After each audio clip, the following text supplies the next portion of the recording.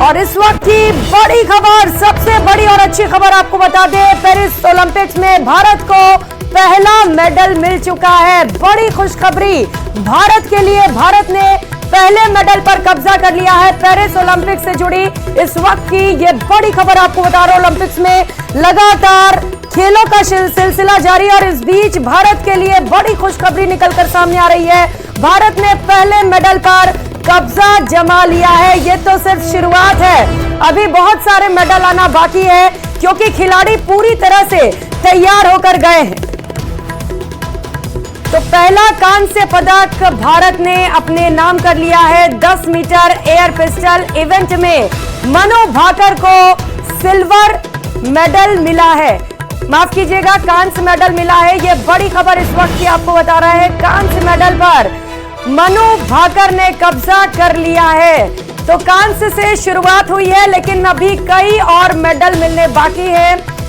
पूरी तरीके से जो भारत के खिलाड़ी हैं, भारतीय खिलाड़ी, वो तैयार होकर ओलंपिक्स के लिए पहुंचे हुए हैं और ओलंपिक्स में मेडल हासिल करना, उस पर कब्जा करना अपने आप में बड़ी बात होती है। खुशी देखिए, चेहरे पर खुशी है। मनु भाकर के देश का नाम रोशन किया है पेरिस में जाकर। मनु भाकर को न्यूज़ 18 की तरफ से बहुत बहुत शुभकामनाएं और बधाई इस मेडल के लिए। कांस्य मेडल पर उन्होंने कब्जा जमाया है लेकिन अभी कई और खेल बाकी है और उम्मीद है कि जिस तरीके से पिछली बार ओलंपिक्स में भारत ने मेडल्स की झड़ी लगा दी, ठीक उसी तरीके से इस बार भी भारतीय खिलाड़ी जो है वो पूरे जोश और खरोश के साथ मैदान में उतरेंगे और निश्चित तौर पर मेडल्स की झड़ी लगने वाली है। तो मनु भाकर ने कांस्य पदक पर कब्जा जमा लिया है। बहुत बहुत शुभकामनाएं। मनु भाकर को घर में जश्न का माहौल है और बधाई देने वालों का भी तांता लग गया है। लगातार फोन कॉल्स पहुंच रहे हैं और सोशल मीडिया पर भी बधाई देने वालों की झड़ी लगी हुई है। लगातार सोशल मीडिया के अलग अलग प्लेटफॉर्म्स के जरिए मनु भाकर, उनके परिवार वालों को और साथ ही साथ भारत को भी शुभकामनाएं मिल रही हैं। तो सभी बेहद खुश है क्योंकि इस ओलंपिक्स में ये पहला मेडल है भारत के नाम। कांस्य मेडल पर मनु भाकर ने कब्जा किया है। 10 मीटर एयर पिस्टल इवेंट में मनु भाकर ने कमाल कर दिखाया और कांस्य पदक को अपने नाम कर लिया है।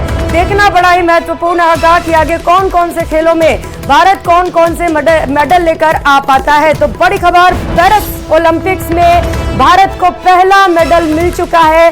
भारत को बड़ी उपलब्धि मिली है और इसका सारा क्रेडिट जाता है मनु भाकर को, जिन्होंने बेहतरीन प्रदर्शन करते हुए, शानदार प्रदर्शन करते हुए 10 मीटर एयर पिस्टल में मेडल को अपने नाम कर लिया है। तो ओलंपिक्स से जुड़ी इस वक्त की बड़ी खबर, जहां पर देश भर में जश्न का माहौल है, खुशी का माहौल है।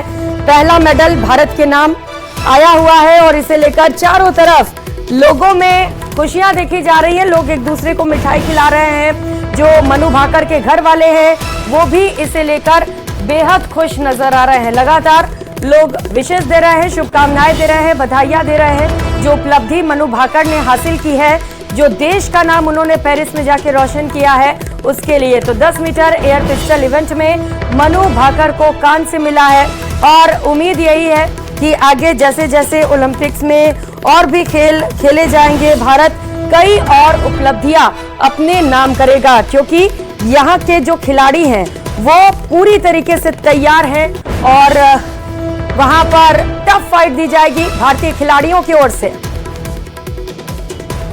तो मनु भाकर ने कांस्य पर कब्जा जमा लिया है। ओलंपिक्स से जुड़ी इस वक्त की ये बड़ी खबर आपको बता रहे हैं। ओलंपिक्स की शुरुआत हो चुकी है।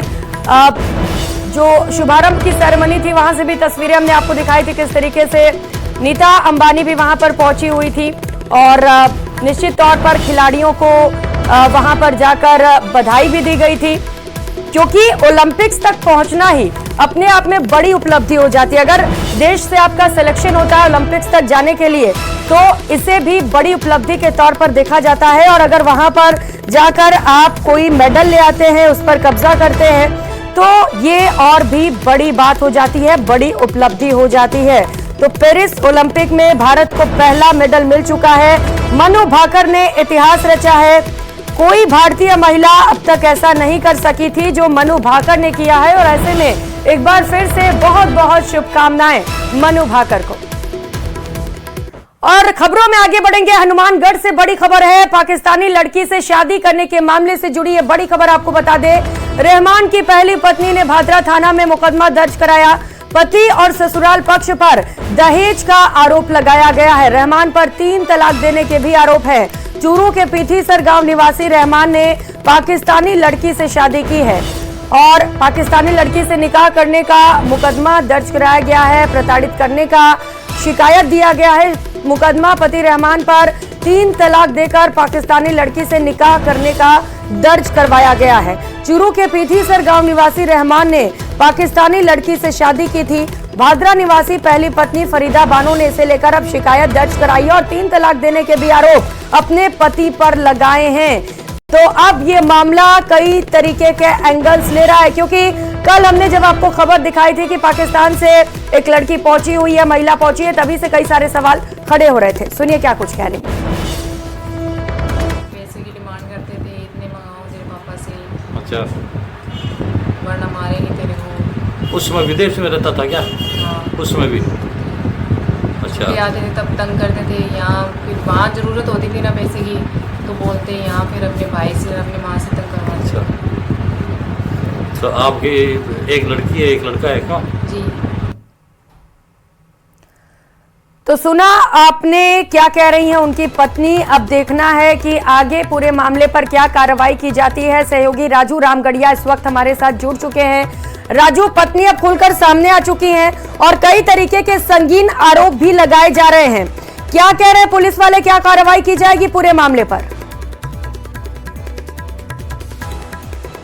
आवाज पहुंच रही है राजू? पहली पत्नी द्वारा मामला दर्ज करवाया गया भादरा थाना में, और जो पहली पत्नी है उसका यह आरोप है कि शादी के बाद से ही पति और ससुराल पक्ष के लोग जो है दहेज के लिए प्रताड़ित कर रहे थे, और इसके बाद जो उसका पति है विदेश में नौकरी करने चला गया, और उसका ये कहना है कि 2011 में ये शादी हुई थी। इसके बाद से ही उसे दहेज के लिए प्रताड़ित किया जाता रहा, और जब पति विदेश में चला गया उसके बाद करीब 4 महीने पहले रहमान ने फोन किया और फोन पर ही 3 तलाक उसको दिए, और इसके बाद से कहा कि मेरा तेरे से कोई नाता नहीं है। पत्नी का ये कहना है, पहली पत्नी का, क्या उसे पता लगा कि रहमान ने शादी कर ली है, और साथ में उसका ये भी आरोप है कि चूंकि वो लड़की पाकिस्तानी है तो जासूस भी हो सकती है। क्योंकि पुलिस ने मामला दर्ज कर लिया है। पत्नी का ये कहना है कि मुझे तो न्याय दिलाया ही जाए, साथ में इस मामले की जांच भी हो कि कहीं ये देश के खिलाफ जासूसी का मामला तो नहीं है। इस तरह के आरोप जो है पहली पत्नी ने रहमान पर लगाए हैं। जी राजू, क्योंकि पत्नी का आरोप यह भी है कि उससे पहले ही दहेज के लिए प्रताड़ित किया जा रहा था। अब शादी कर ली तो वो खुलकर सामने आई है, पुलिस के साथ में पहुंची हुई हैं, लेकिन क्या इससे पहले भी कोई कंप्लेंट दी गई थी उनकी ओर से? जी नहीं, ये अभी मामला दर्ज करवाया उसने भादरा थाना में, पहले कोई मामला नहीं था। इतना जरूर उसने कहा है कि पति विदेश में चला गया, दहेज के लिए पति और ससुराल वाले प्रताड़ित करते रहे, और 4 महीने पहले का बोला है। जो पहली पत्नी है उसने 4 महीने पहले का बोला है कि करीब 4 महीने पहले मुझे फोन करके 3 तलाक का कह दिया गया। मगर उनका ये कहना है पूर्व पत्नी का कि लोक लाज के वजह से, पारिवारिक संबंधों के कारण वो चुप रही, मगर अब जब उसने दूसरी शादी कर ली तो उसको खुलकर सामने आना पड़ा। उसका यही कहना है कि मुझे न्याय दिलाया जाए, साथ में इस बात की भी जांच की जाए कि पाकिस्तान की एक लड़की हिंदुस्तान आई है, कहीं ये जासूसी का मामला तो नहीं है। कुल मिलाकर वो अपना न्याय भी चाहती है, और देश के लिए भी उसका ये कहना है कि कहीं जो भी एजेंसियां इस मामले की जांच करें। बिल्कुल, चूंकि महविश पाकिस्तान से भारत आई है, उसे लेकर भी कई सारे सवाल खड़े हो रहे हैं। अब क्या चाहती है पीड़िता, क्योंकि कई तरीके के गंभीर आरोप लगाए जा रहे हैं। ट्रिपल तलाक यानी कि 3 तलाक भी दिए गए हैं पति की ओर से, तो क्या कार्रवाई चाहती है? जी बिल्कुल, उसका ये कहना है कि 3 तलाक का भी मामला उसने बताया, दहेज प्रताड़ना का मामला भी उसने बताया है। इसके अलावा उसका ये कहना है कि क्योंकि 3 तलाक अब दे नहीं सकते कानूनी रूप से, ये भी गलत है, और साथ में जो है वो पाकिस्तानी महिला जासूसी का भी आरोप है। तो कुल मिला के कई आरोप है, और जो भादरा पुलिस है उसका ये कहना है कि मामले के हर एंगल से जांच की जा रही है। क्योंकि मुकदमा यहाँ 498 का इसका दर्ज है, दहेज प्रताड़ना का और 3 तलाक का, तो पुलिस फिलहाल तो यही जांच करेगी। मगर इससे आगे अगर जासूसी का कोई मामला है तो पुलिस का ये कहना है कि इस तरह की अगर कोई बात सामने आई तो बिल्कुल उच्चाधिकारियों को जो भी संबंधित जानकारी दी जाएगी। जी बिल्कुल राजू, जरूरी है कि महविश को लेकर भी ठीक तरीके से जांच हो और पीड़िता को भी इंसाफ मिल सके। अगर वाकई में 3 तलाक दिया गया और दहेज के लिए प्रताड़ित भी किया गया। आप नजर बनाए रखिएगा इस पूरे मामले पर। बहुत शुक्रिया फिलहाल आपका।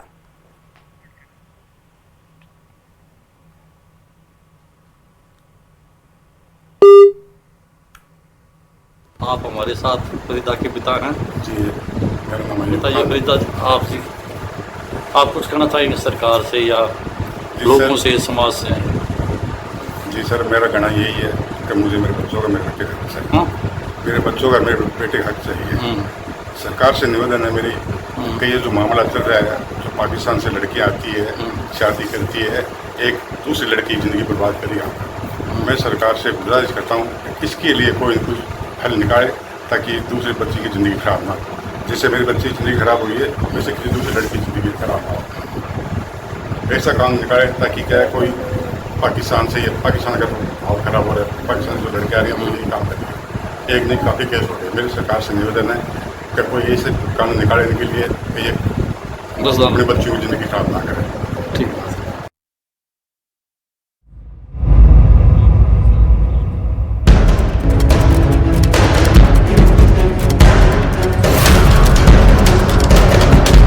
एक मशहूर शेर है, ये इश्क नहीं आसान, बस इतना समझ लीजिए एक आग का दरिया है और डूब के जाना है।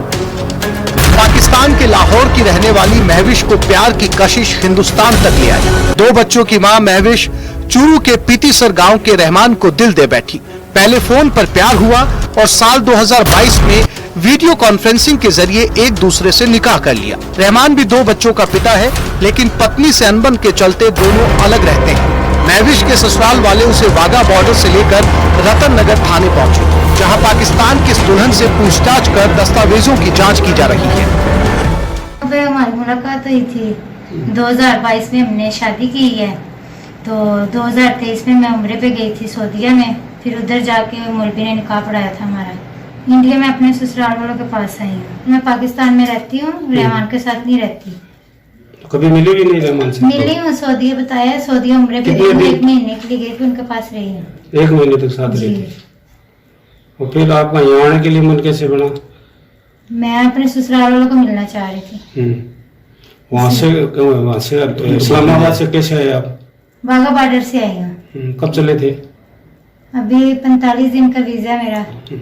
बकौल महविश, वो जब 2 साल की थी तब उसकी मां चल बसी। वो जब 12 साल की हुई तब पिता का इंतकाल हो गया। 10 साल से ब्यूटी पार्लर में काम कर गुजारा कर रही थी। साल 2006 में खुर्रम शहजाद नाम के शख्स से शादी हुई, जिससे 12 और 7 साल के 2 बच्चे हैं। महविश की मां ने तो साल 2018 में पति से तलाक होने के बाद वो बिल्कुल अकेली रह गई और फिर उसकी जिंदगी में रहमान की एंट्री हुई। साल 2020 में IMO पर दोनों की जान पहचान हुई। दोनों एक दूसरे से फोन पर लंबी बात करने लगे और फिर एक दिन दोनों ने फोन पर ही वीडियो कॉन्फ्रेंसिंग के जरिए निकाह कर लिया। हालांकि न्यूज 18 के पास इस बात के कोई सबूत नहीं है। पासपोर्ट और वीजा है और उसी वीजे पर आई है, 45 दिन का वीजा तिथि से।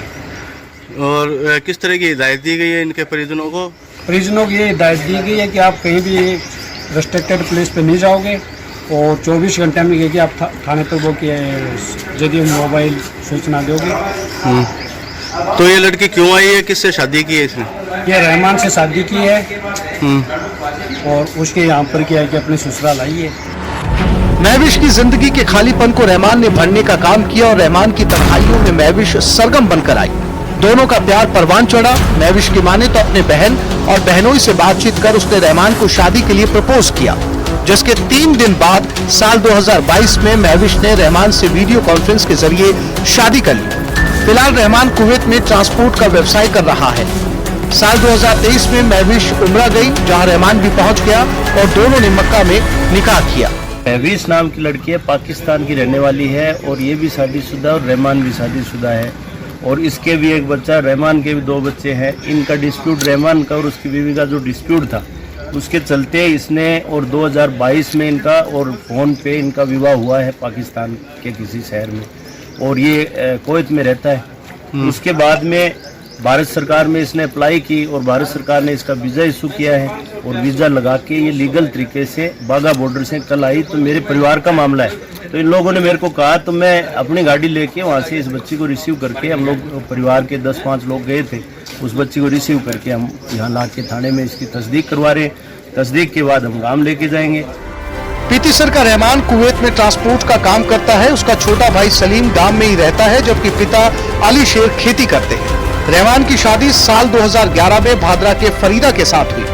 रहमान के 2 बच्चे हैं। शादी के बाद रहमान की अपनी पत्नी से अनबन हो गई। फिलहाल फरीदा अपने पीहर भादरा में रह रही है। परिवार को भी इस निकाह का पता साल 2023 में चला, जब दोनों ने सोशल मीडिया पर अपनी फोटो शेयर की। बहरहाल महविश 45 दिन के टूरिस्ट वीजा पर भारत आई है। सरहद पर खड़े ससुराल के लोग उसे निजी वाहन से लेकर रवाना हुए और फिर सरदार शहर में एक रात रुककर उसे गांव पीती सर ले आए। लेकिन वो जब तक हिंदुस्तान की सरजमीन पर है, लोगों के मन में कई सवाल है। सवाल ये है कि आखिर महविश 2 बच्चों के पिता से शादी करने को तैयार क्यों हुई। दूसरा ये कि जब उसका पति कुवैत में है तो उसे हिंदुस्तान आने की जरूरत क्यों पड़ी। महविश के भी 2 बच्चे हैं, वो किसके पास है। न्यूज 18 राजस्थान के लिए चूरू से मनोज शर्मा की रिपोर्ट। तो वहीं नवी मुंबई में 3 मंजिला इमारत गिरने का वीडियो सामने आया। कुछ ही सेकंड में 3 मंजिला इमारत ताश के पत्तों की तरह ढह गया। बता दें कि कल मुंबई में हुई भारी बारिश के बाद शहबाज गांव में बनी ग्राउंड प्लस 3 मंजिला इमारत ढह गई, जिसमें 3 लोगों की मौत हो गई थी। वहीं हादसे में 2 लोग गंभीर रूप से घायल हुए थे। अब इस हादसे का वीडियो सामने आ गया है, जो बेहद खौफनाक है। दरअसल लगातार बारिश के चलते जो इमारत है, मकान है, वो जर्जर हो रहा है और ऐसे में इस तरीके के हादसे बार बार सामने आ रहे हैं, जिसका ये वीडियो बेहद खौफनाक है, दिल दहला देने वाला है। आपको बताते चले कि इस हादसे में 3 लोगों की मौत हो गई थी, जबकि 3 लोग घायल हुए थे।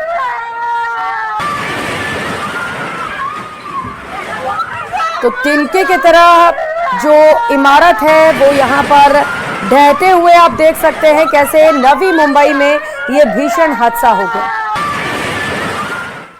उधर कोटा के प्रेमनगर इलाके में शनिवार को हुई बारिश के बाद प्रेमनगर में सेकंड के बीच में गुजर रहे नाले में पानी का बहाव बढ़ गया। इसी नाले में पानी के बहाव के साथ एक शव बहकर बस्ती के बीच आ गई। हालांकि पानी के बहाव के साथ लाश बहकर आगे निकल गई। ये वीडियो सोशल मीडिया पर तेजी के साथ वायरल हो रहा है। बताया जा रहा है कि शनिवार को बारिश के बाद नाले में बहाव काफी तेज था। ऐसे में स्थानीय युवक प्रेमनगर सेकंड इलाके में पुलिया पर खड़े होकर पानी के बहाव का वीडियो बना रहा था और इसी दौरान बहाव के साथ आगे से बहती हुई एक लाश आ गई। पानी का बहाव तेज था और बहते हुए लाश यहां से आगे बढ़ गई। यहां पाइपों में अटक गई, लेकिन बहाव तेज होने के चलते वो वेग के साथ आगे बहती चली गई। युवकों ने इसका वीडियो बना लिया है और ये वीडियो सोशल मीडिया पर वायरल हो रहा है।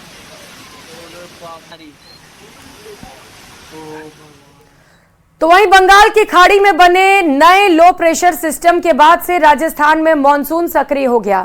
मौसम विज्ञान केंद्र जयपुर ने अगले 4 से 5 दिन राजस्थान में मानसून के सक्रिय रहने और उदयपुर, कोटा, अजमेर संभाग के जिलों में कहीं कहीं भारी बारिश से अति भारी बारिश होने की संभावना जताई है।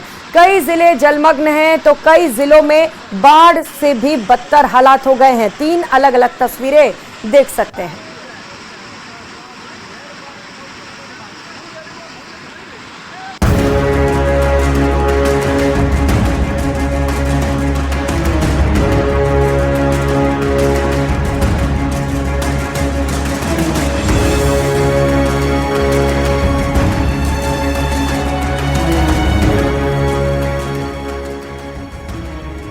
प्रदेश में आसमान से आफत की बारिश हो रही। आज भी प्रदेश के जिलों में ऑरेंज और येलो अलर्ट जारी किया गया। कोटा और आसपास के इलाकों में लगातार हो रही बारिश के बाद गांव से लेकर शहर तक पानी पानी ही नजर आ रहा।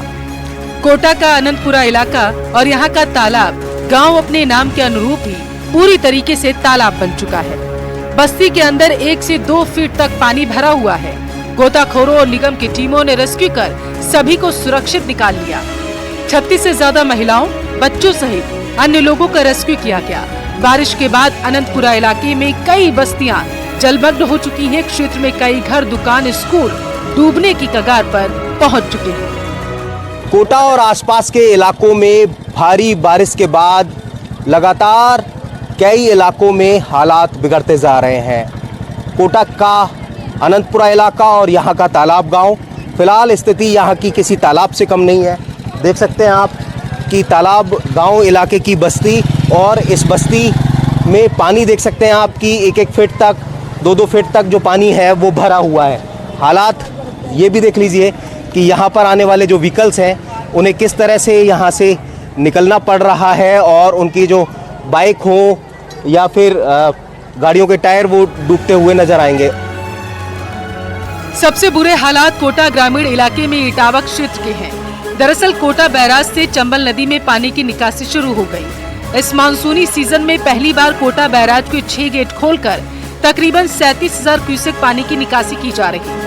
5-5 फीट तक बैराज के गेट खोलकर तकरीबन 37,000 क्यूसेक पानी की निकासी की जा रही है। भारी बारिश से जिले से गुजर रही पार्वती, चंबल और कालीसिंध नदी उफान पर आ गई। इसके चलते कोटा का सवाई माधोपुर रोड मध्य प्रदेश से संपर्क कट चुका है। नदियों में भी तेजी से जल स्तर बढ़ने लगा है, जिसकी वजह से प्रशासन अलर्ट पर है।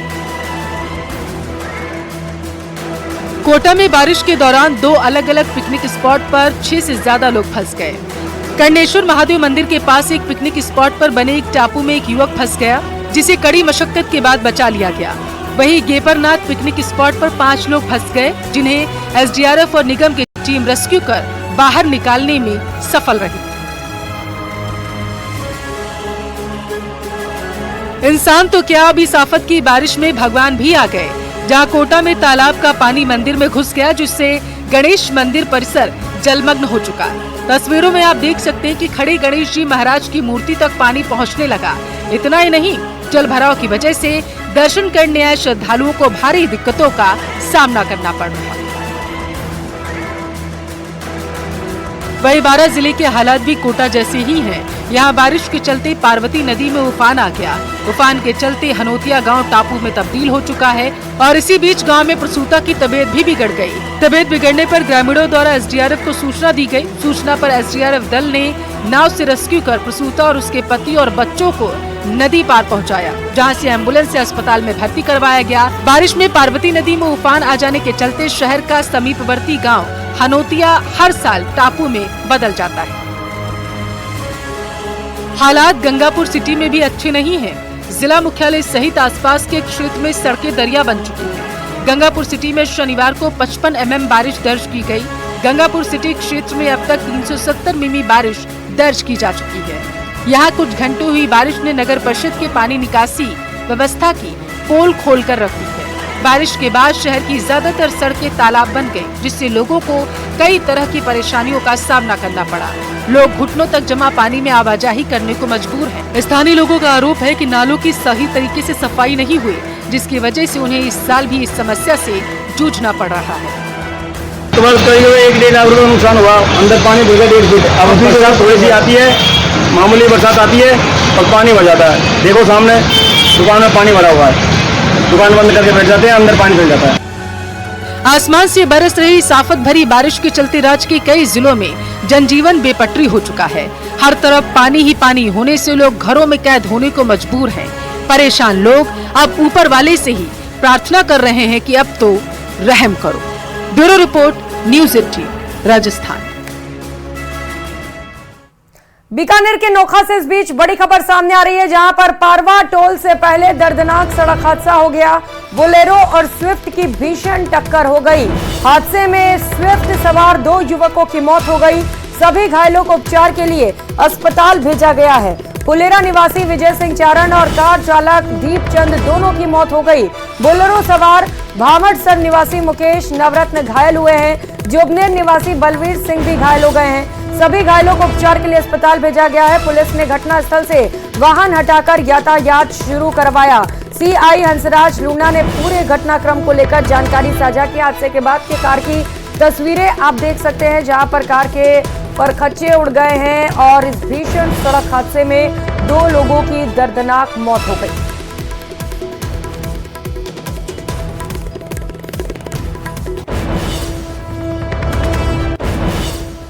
और इस बुलेटिन में फिलहाल इतना ही। आगे देखिए 20 मिनट में 20 खबर। नमस्कार।